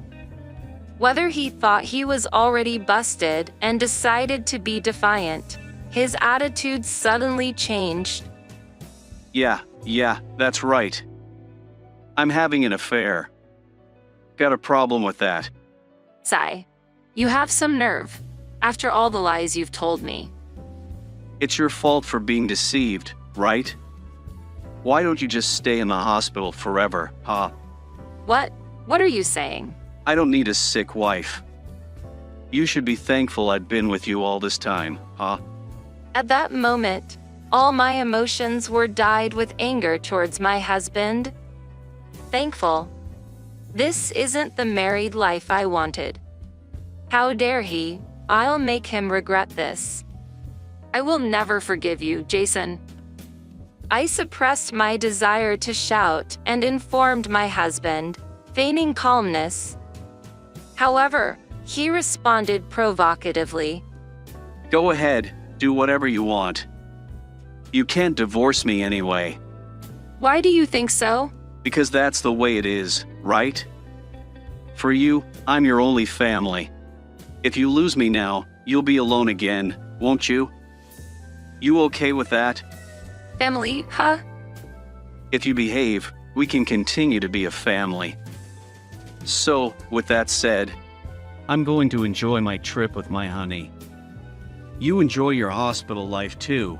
Saying so, my husband hung up the phone one-sidedly. At that moment, I heard a cloying woman's voice saying, "Are you still there?" from the phone. Probably, he no longer cares about hiding it. He thinks that even if he is caught cheating, I won't take the step towards divorce. Don't mock me. If he thinks I can be easily deceived just because he uses the word family, he's terribly mistaken. If he has such intentions, I have my farts too. As I was bracing myself, I received a phone call from Sarah at a good timing. I promptly explained the content of the previous conversation to her. So, it seems Jason thinks I can't divorce him. What?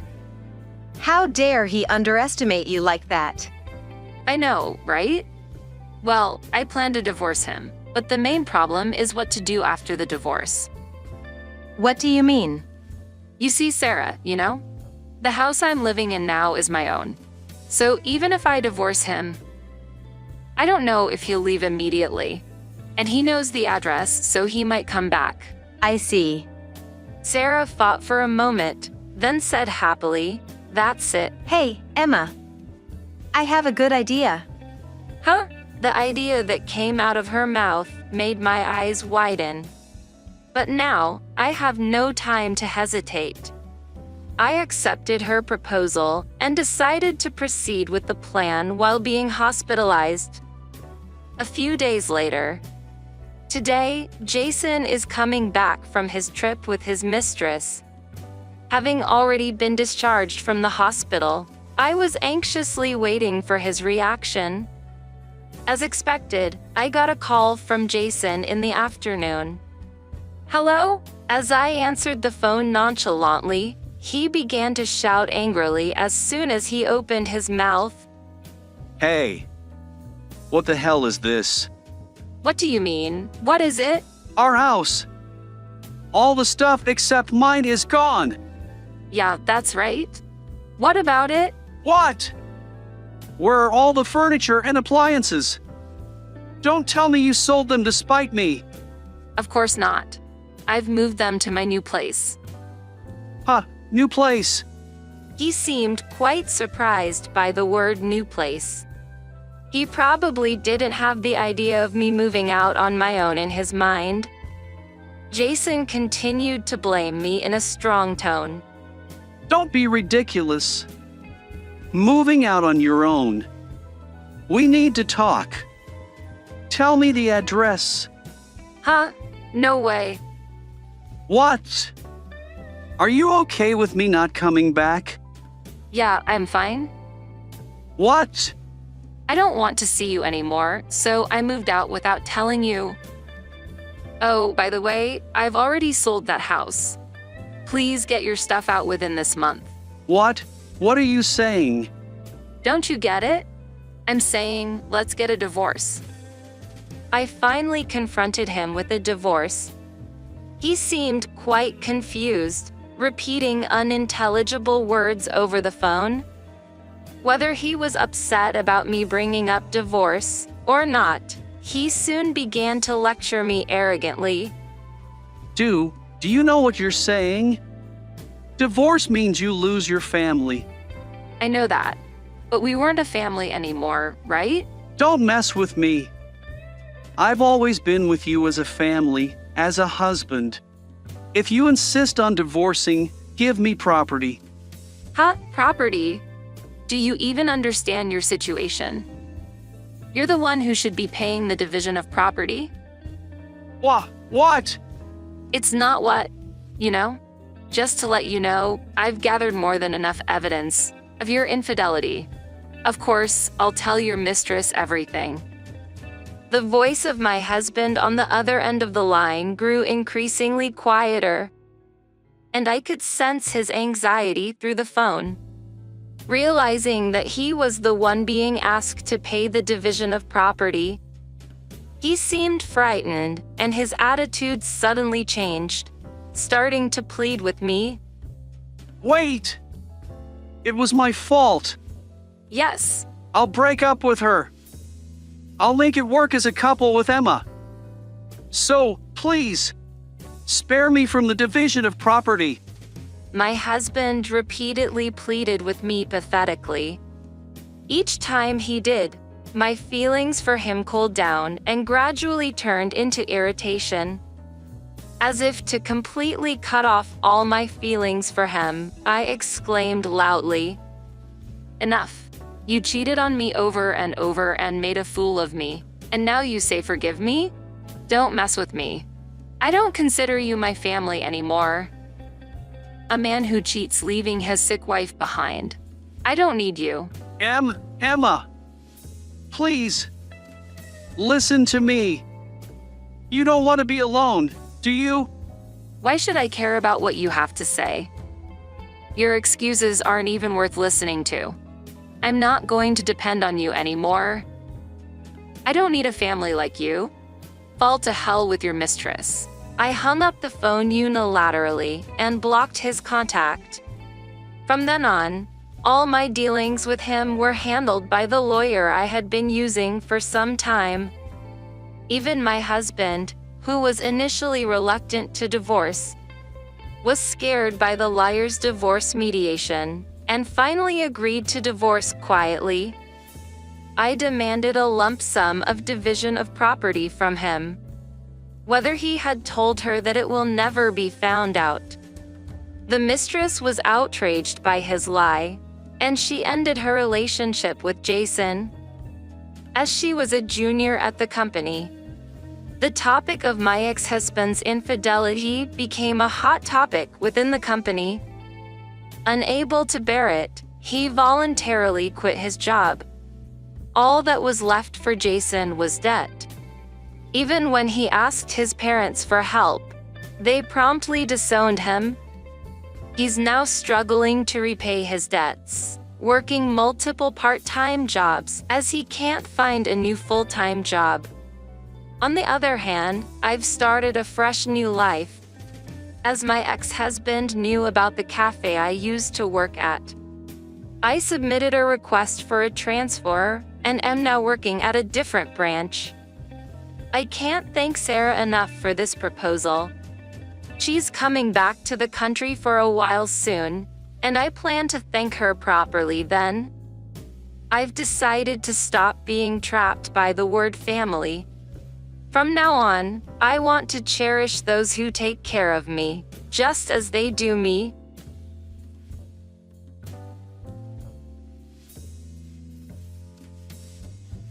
Let me introduce you to a woman. This is Candace, my new wife. From today, she will be living with me. You just need to sign the divorce papers and get out. What? What are you talking about, Paul? I don't understand what you mean by divorce and telling me to get out. Let me be clear, it's your fault. You can't have children even though you're a woman. I don't need a woman who can't have children. Just sign the papers quickly. One day suddenly, my husband Paul brought home his mistress, Candace. He declared that he would live with her and divorce me. Next to him, Candace wore a smug smile. Paul also had an air of triumph, but I calmly informed him. Well, I've already moved to a new place. I divorced you a month ago. Huh? What is that?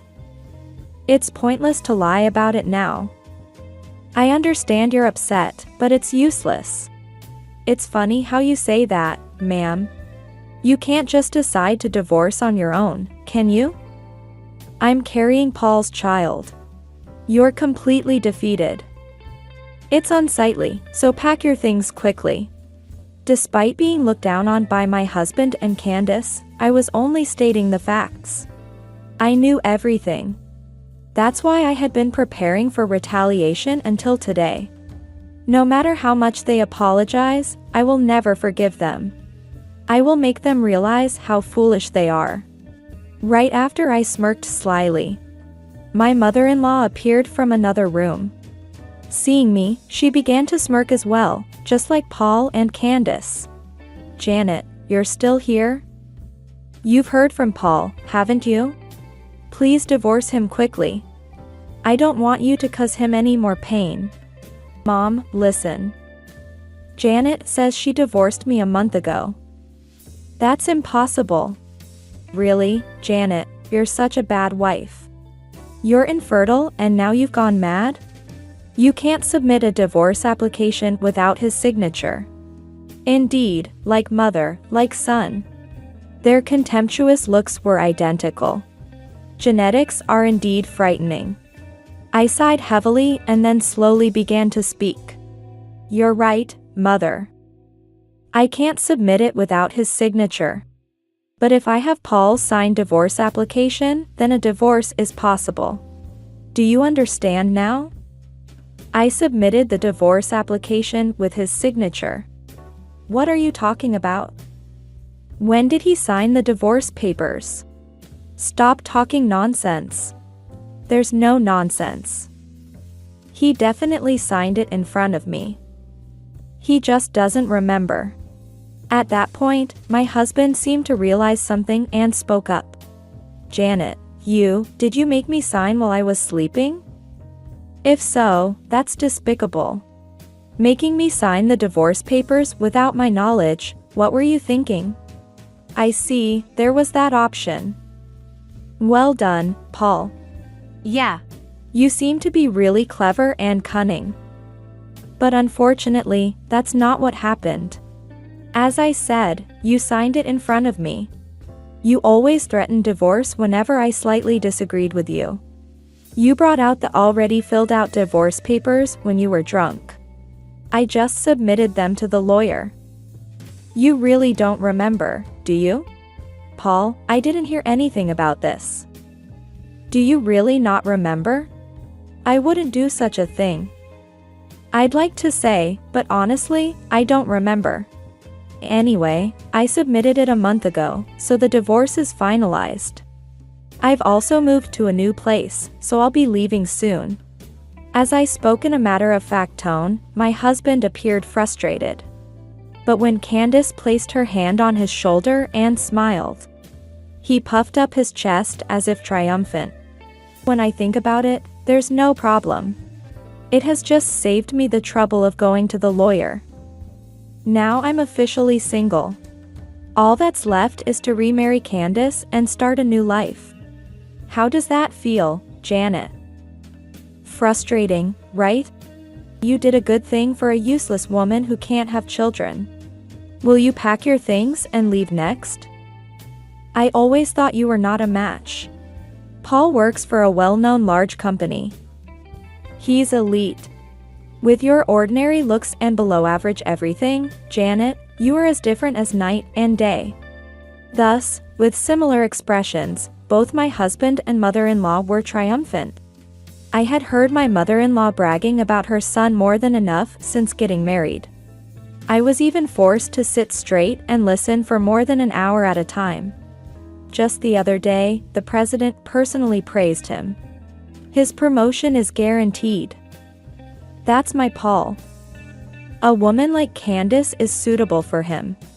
So please never appear before us again. It's refreshing to cut ties with a failure. Of course. I also don't want to see you again. But it's really sad. You don't understand anything at all. Unable to contain it, I burst out laughing. My mother-in-law, husband, and Candace all gaped at me. Hey, Janet, what do you mean?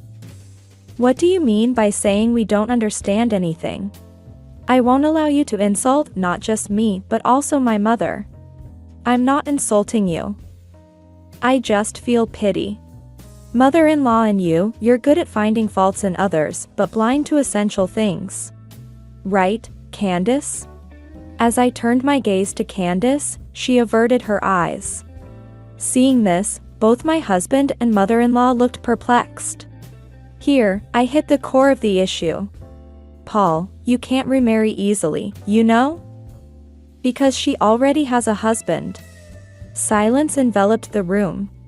My husband was the first to burst out laughing. Come on, what are you starting with now? Such a fabricated story? Honestly, I'm disappointed. It's pointless to expect anything from your brain. Exactly. It's foolish to make up such obvious lies when you've impulsively divorced.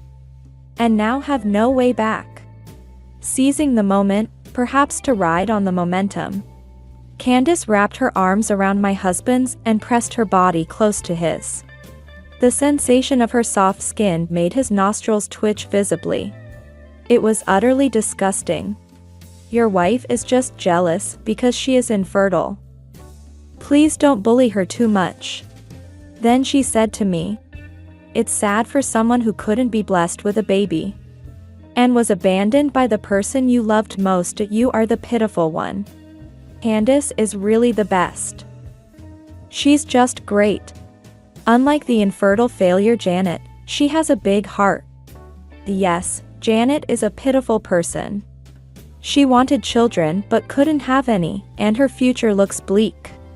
Saying she moved to a nearby place, but it's probably a shabby apartment.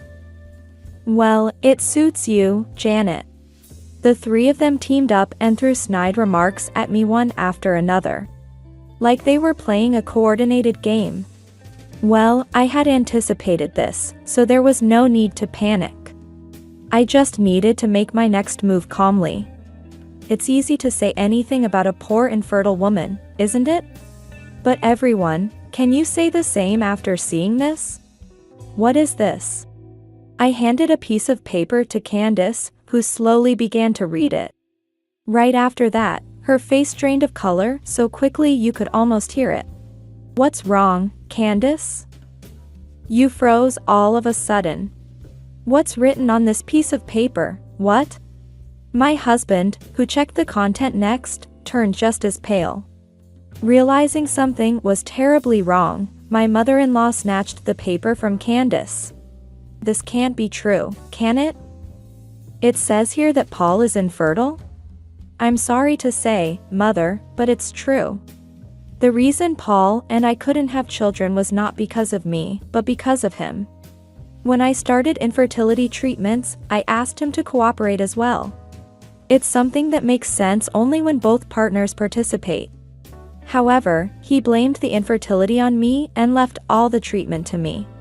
So, I managed to please him enough to at least get a sample from him. And immediately went to submit it. The results are as you see. I waved another piece of paper in my hand while explaining. It was my test result, indicating that there was no problem. What must they be feeling now? They pitted me for being infertile, when in reality, it was my husband who was infertile. Their positions must be quite uncomfortable now. As I looked at them sternly, my husband suddenly spoke up. Why didn't you say anything until now? If you knew, you should have told me immediately. This is why you're a failure. Could you not lash out just because you're shocked? I wanted to tell you when it was just the two of us. But you never listened to me. Right after the infertility test results came out, you started staying late at work more and started ignoring my calls and emails. How was I supposed to tell someone who's hardly ever home? Wait, did you know about Paul and Candace's affair from the beginning? My mother-in-law asked with a horrified face, so I smiled kindly at her. Yes, I already knew. When he started staying away from home so blatantly, anyone would suspect an affair. Once I started suspecting, I had to investigate thoroughly, right? So I looked into both Paul and Candace. My mother-in-law collapsed weakly to the floor. My husband stood motionless, staring at me like a statue. I clapped my hands sharply with a smile on my face. Now, here's a question. It has been revealed that Paul is infertile. But Candace is pregnant. Whose child could it possibly be? The answer must be clear to both my husband and mother-in-law by now. Just as I said earlier, actually, Candace is already married. This means she has been deceiving Paul and my mother-in-law. The air was charged with tension, creating an eerie atmosphere. My husband and mother-in-law silently looked towards Candace. Their eyes, which had been gleaming triumphantly just before, were now dull and lost their shine. A bead of sweat trickled down her forehead. Her lips, tightly pressed together, trembled slightly. And she nervously tapped her elbow while crossing her arms. Yet, as expected, a woman capable of having an affair is different. Her brain must be wired differently from ordinary people. Candace managed to lift the corners of her mouth as much as possible. There's no proof. We never know whether the test results are true or not. You could have fabricated these test results, couldn't you? My husband and mother-in-law turned to me with startled faces. Do they still have the energy to fight back? Such a waste of energy on this parent and child. Candace straightened her back and puffed out her chest, boldly facing me. The core of your claim that I'm married is based on that piece of paper, which states that Paul is infertile, right? It wasn't directly told by a doctor, and it could be considered a forgery, couldn't it? If his infertility is denied, then the child in my belly is genuinely mine and Paul's. You'll have to take responsibility for slandering me by calling me a married woman. I thought if witches existed, they would laugh like her. Smiling unnaturally with teeth bared and eyes narrowed like a crescent moon. Candace must have deceived and trapped people before. But there's nothing to fear. The one who needs to take responsibility is Candace. Oh, you really are pitiful. You could have just admitted it and apologized. Here, Candace, I'll give this to you as a gift. Make sure to accept it properly. Here, I pulled out a card-shaped paper and placed it in her palm face down. She looked puzzled but flipped the paper over. And her complexion changed the moment she saw the text written on it. Her body began to tremble violently, and sweat poured down her face. Noticing her odd behavior, my husband couldn't help but speak up. Candace, what's wrong? Is that a business card? Responding to his concerned voice, she silently handed over the card. It read a Gail Robert. Then, my husband collapsed in shock. Like Candace, he trembled as he stared at the business card. Wait, what's going on with both of you? What's so special about that business card? Not understanding the significance of the name yet, my mother-in-law almost snatched the business card from my husband's hand. Let's see. Harrison Corporation's CEO's Gail Robert. Wait, isn't that where you work? What's the relationship between the president of that company and Candace? Tell me, Janet. Say it. Mother, you already know, yet you ask me to say it? You really want to escape from reality, don't you? Well, I'll wake you up then. Gail Robert is Candace's husband's name. This time, my mother-in-law forcefully fell to the floor. She too began to tremble violently all over. No, this can't be true. Having an affair with the president's wife of the company you work for. Paul, did you really not know anything? How could I know? I didn't even know Candace was married. Wait, you mean I slept with the president's wife? That's really bad. While the two of them were more agitated than ever, Candace, still staring at me, bit her lower lip. She must have been told by my husband that I was a woman who couldn't do anything. Her condescending attitude made it obvious. Thus, I had been in contact with President Gale, Candace's husband. Knowing that I had outsmarted them must have deeply frustrated them. How did you find out about my husband? Well, it's because. Just as I was about to answer, my mother-in-law suddenly stood up and grabbed me by the collar. I was taken aback by her aggressive approach. Janet. I'll pay you compensation if you want. I'll do anything, even apologize thousands of times, so just keep this between us. Let's pretend this never happened. That's the best solution. I was beyond angry. I was astounded by her desperate attitude. After calling me a failure time and again, now she wants to pretend it never happened? As if life works that conveniently. People end up in these situations because they think only of themselves and belittle others. Even if we pretend this incident never happened, similar issues will likely arise again. Without change from my husband or mother-in-law, any quick fix is meaningless. It's too late for anything, Mother. President Gale knows everything. Why do I know that Candace's husband is President Gale? Because he came to me first. He had already figured out the affair between Paul and Candace. What? You mean President Gale reached out to you, not the other way around?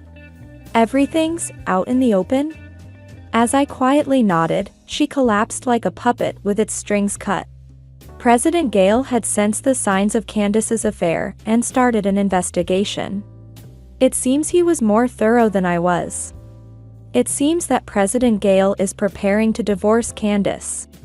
Well, isn't that convenient? Now Paul can remarry her. Wait. It's true that Robert Gale is my husband, but the baby is Paul's. Even now, Candace was trying to cover up her lies. She always did play her role well. Despite her makeup running from all the cold sweat. I cut off her words and blocked her last escape route. It's President Gale's child, right? There's no mistake. It has been confirmed with the help of President Gale. How?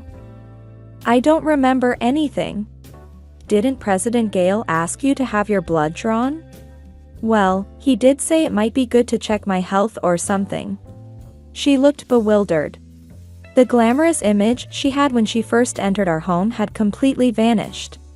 And she seemed to have aged a decade in just moments. Nowadays, it's common to use a pregnant woman's blood and a man's epithelial cells. A swab from the mouth can do. With these, prenatal paternity testing is possible. No way, you had all that prepared? Eventually, Candace sat down exhausted. Her neatly styled hair had become a mess due to the excitement. Everyone seemed to finally understand the situation in their own dazed ways. I placed my hands on my hips and exhaled with satisfaction. Then, my husband started muttering something. I couldn't hear the words, but his expression didn't seem positive. I tensed up again, ready for a confrontation, when he suddenly looked up and shouted. This is ridiculous. After all the sweet nothings you whispered to me, it was all lies? What were you thinking, having an affair with someone from your spouse's company? You unreasonable woman. He was shouting not at me, but at Candace. A new vitality returned to her eyes, which had been listless. Didn't you know? Every beautiful rose has its thorns. Just because you had a taste doesn't mean you should take it seriously. You are really silly. She retorted sharply. Paul's frown deepened. Oh, are you angry? You have such unnecessarily high pride. That's why you're easy to handle. You never think that you're just being played, moving exactly as told, just like a pet. What did you say? Who do you think you're talking to? Candace finally stood up and moved close to Paul. Her gaze intense enough that he stepped back slightly. Listen, the reason our affair was discovered is because you were a failure. Who are you talking to? I am the wife of a president. You have no right to complain, even if you're being played. Paul took a few steps back and gave a dry smile. I see, that's your true nature. I understand now. He walked past Candace to stand in front of me and suddenly took my hand. Janet, I've come to my senses. It's been a roundabout journey, but I've finally found true love. You're the only one for me. Incredibly, his lips swiftly moved towards mine. Instinctively feeling terrified, I narrowly dodged his kiss. I kicked him in the groin without hesitation and retreated to a corner of the room. My back was instantly drenched in sweat. Paul was moaning but still calling my name. My mother-in-law, for some reason sparked by the words true love, was vigorously defending Paul. Pushing for our reconciliation. Paul, it's great that you've come to realize your true feelings. Just a little more persuasion for Janet. There's no man as elite and wonderful as you. I just want this to end. Ignoring my husband, I turned to my mother-in-law, who was still giving her son adoring looks. Mother, both of you said earlier, right? A woman who can't bear children is useless. I don't think so at all, but Paul is useless, is it correct? The sparkle in her eyes vanished in an instant. Her gaze awkwardly dropped as she hunched her shoulders and shrank. That should stop her from dreaming too much. As for my husband, he was completely frozen like a statue. Being called useless must have been a first for him. He's always been clever, always praised by adults around him. But that's not enough. It's about how and where you apply those clever skills. It seems my husband lacked moral integrity from the start. I looked at him one last time, ensuring I kept a safe distance. You were cursing Candace for deceiving you. But you don't have the right to complain since you deceived me as well. What goes around comes around. Paul's eyes regained sanity under my icy gaze. Still clutching his sore groin, he reached out desperately, but I did not take his hand. It was all too late now. Do you now understand how it feels to be called useless? When I smiled at him broadly, he finally stumbled forward and apologized. I'm sorry, Janet. It was all my fault. Can you forgive me just this once? I'll show you that I can change. They say cheating is a sickness, right? It's not something that can be cured easily. Why would I, now a stranger to you, patiently deal with that illness? With those words, I finally left my in-laws' house. Without looking back once. Afterward, Paul was sued for damages by both me and his boss. And he was also fired from his company for reasons of moral turpitude. Even so, for a while, his pride as an elite seemed to protect him. And he continued to behave as if nothing had changed at home. However, he couldn't handle household chores at all, and without me, who always maintained a disciplined lifestyle, his life quickly became slovenly. He was constantly fighting with his mother, who had been so close to him. Since the president had spread the word about Paul's misconduct within the industry, his job hunting did not go well. His debt didn't decrease but instead continued to grow, and eventually, he became so desperate that he reached out to me for help again. Of course, I rejected him outright. Paul is now living only to repay his debts, juggling low-paying part-time jobs. I heard that the president did not overly blame Candace during her pregnancy, not wanting to stress her due to the unborn child. Therefore, Candace, deluded by this considerate treatment, believed she was forgiven. She lived the life of a wealthy president's wife as if nothing had happened. But only until she gave birth. Soon after the child was born, the president took the baby and left it to his parents. Then demanded a divorce from Candace. As soon as her postpartum recovery was sufficient, she was to be kicked out of the house.